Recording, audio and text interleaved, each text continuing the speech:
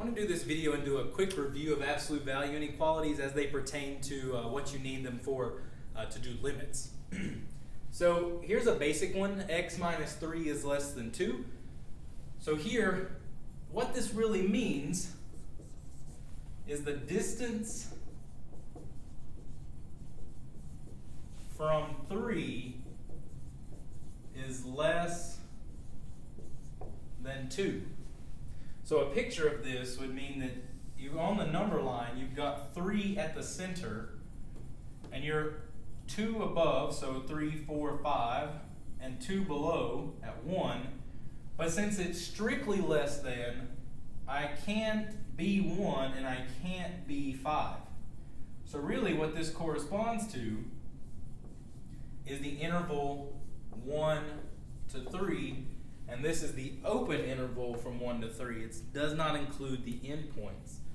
So, and this is also the solutions to this absolute value inequality. So the important part is that this number right here gives you the center, and this gives you the distance. Okay?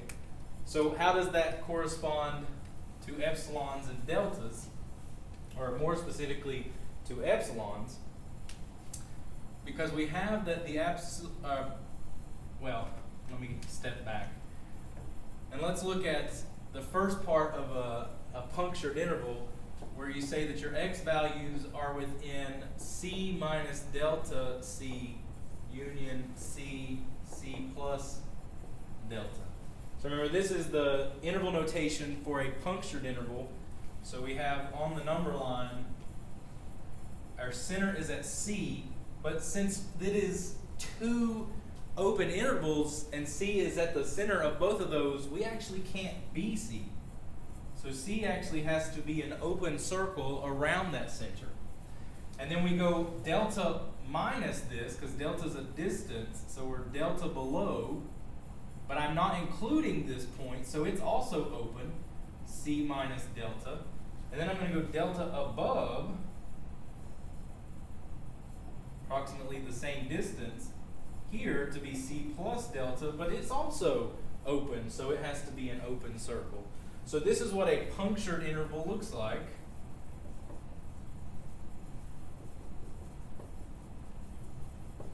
It has a center of c, and it's delta above and below the center.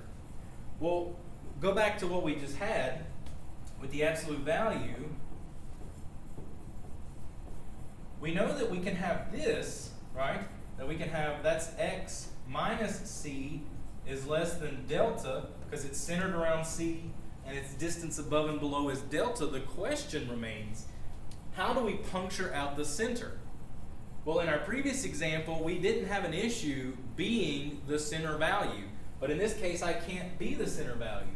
Well, if you can't be the center, that means that your distance can't be 0, right? So no distance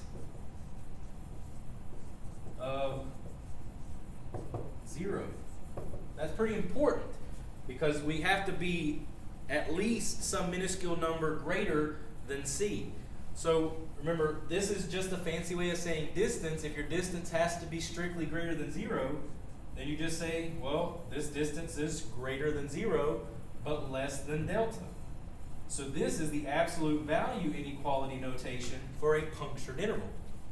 It's saying we're still centered around 0, delta above and below, but I can't be a distance of 0, which means I can't actually be the center value. So this picture, this is the picture solution to this, and it has this as its interval notation. So all these things say the same thing. They are 3 representations of exactly the same concept, just a punctured interval that is delta distance from some center point c.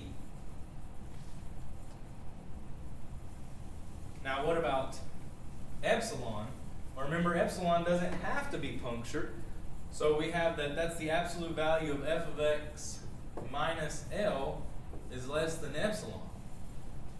So the picture of this is we've got this interval, I guess I should draw it vertically because this is typically y values.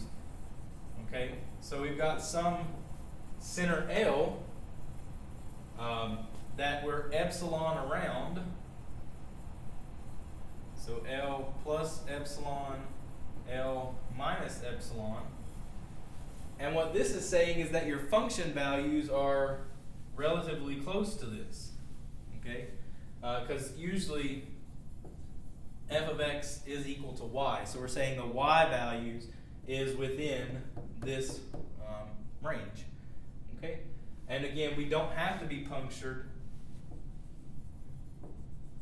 because we may have this situation where we do have a puncturedness here, but not here. So I don't necessarily want to exclude that from the domain, right? But I do want to exclude that so that we can talk about the limit as it comes closer to this pole here, even if that one doesn't exist. And then we could do the same thing over here, but then it doesn't matter whether we puncture this one or not, but we will just always say that we do puncture all intervals, regardless if it is discontinuous or continuous. And so that's some basics on the definition. If we look at an example, like if I said, write the interval notation for 0 is less than x minus 2 is less than 0.25, then you should look at this and say, oh, well, maybe that's a delta band or a delta punctured interval around 2 where delta is 0.25. So that means I need x to be inside of 2 minus 0.25 up to 2, not including, and then from 2 up to 2 plus 2.5, which is equivalent to 1.75 to 2 union 2 up to 2.25. So this is the punctured interval that is the solutions to this absolute value inequality. If I were to exclude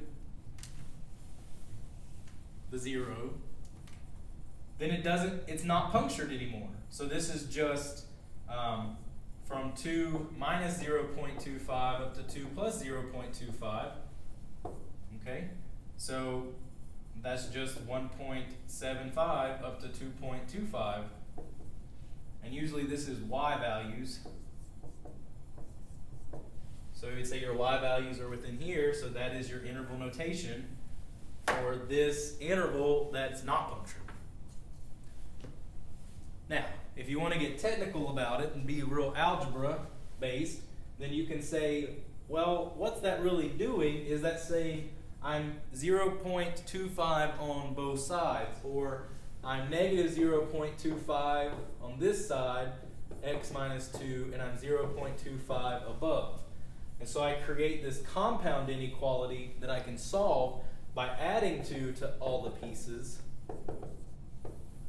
but it still gives me back 1.75 is less than x is less than 2.25, which written as an interval notation is 1.75 to 2.25. The problem with that is that really only works in the case of a non-punctured interval. You can still do it with a punctured interval to find your above and below, but you have to make sure that you exclude the center value. So you have to make sure that you exclude the center value. So if you do that process again, you would have that x minus 2 is less than 0.25 and x minus 2 is greater than negative 0.25. And so you do have to make sure that I break it up here because x can't be 2. It gets a little trickier to write this in that notation because you have this like